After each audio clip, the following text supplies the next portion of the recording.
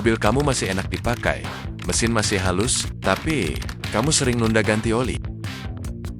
Hati-hati, karena kerusakan akibat telat ganti oli itu bukan instan. Dia datang pelan-pelan, diam-diam, sampai tiba-tiba mesin kamu jebol dan tagihan bengkel bikin kamu kaget. Dan yang bikin lebih nyesek, semua itu sebenarnya bisa dicegah cuma dengan biaya ratusan ribu.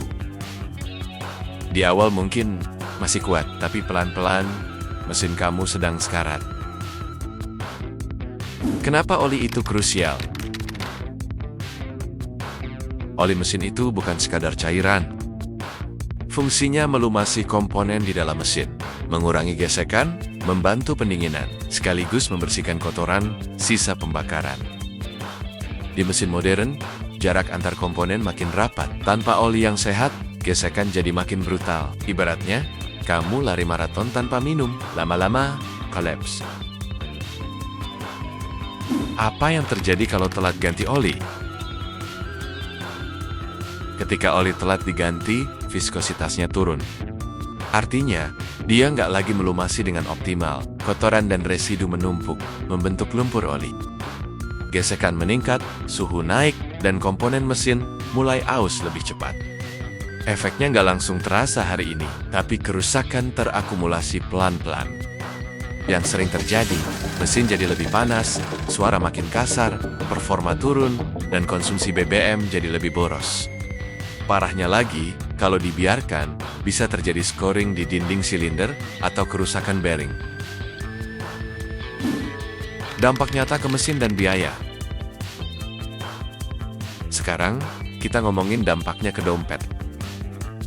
Ganti oli itu murah, tapi kalau mesin sampai aus, biaya perbaikannya bisa jutaan, bahkan puluhan juta. Overhaul mesin bukan hal yang kamu mau alami. Banyak kasus mesin jebol bukan karena dipaksa ngebut, tapi karena perawatan sepele kayak ganti oli sering ditunda. Tanda-tanda oli sudah harus diganti. Ada beberapa tanda sederhana. Suara mesin lebih kasar. Tarikan terasa berat. Indikator oli atau check engine menyala. Dan warna oli di dipstick sudah hitam pekat. Jangan tunggu sampai muncul masalah besar. Idealnya, ganti oli sesuai interval pabrikan, atau lebih cepat kalau sering macet, jarak pendek, atau beban berat. Tips anti boncos. Catat jadwal ganti oli. Pakai oli sesuai spesifikasi mesin. Dan jangan tergiur menunda demi irit sementara. Ingat, oli itu investasi kecil buat umur mesin yang panjang. Kalau video ini kepake buat kamu, share ke teman yang suka telat ganti oli. Jangan sampai mobil kamu sehat di luar, tapi sekarat di dalam. Kalau kamu mau konten detektif kerusakan mobil lain yang bikin kamu nggak boncos, subscribe sekarang. Kita bongkar satu persatu biang kerok masalah mobil harian.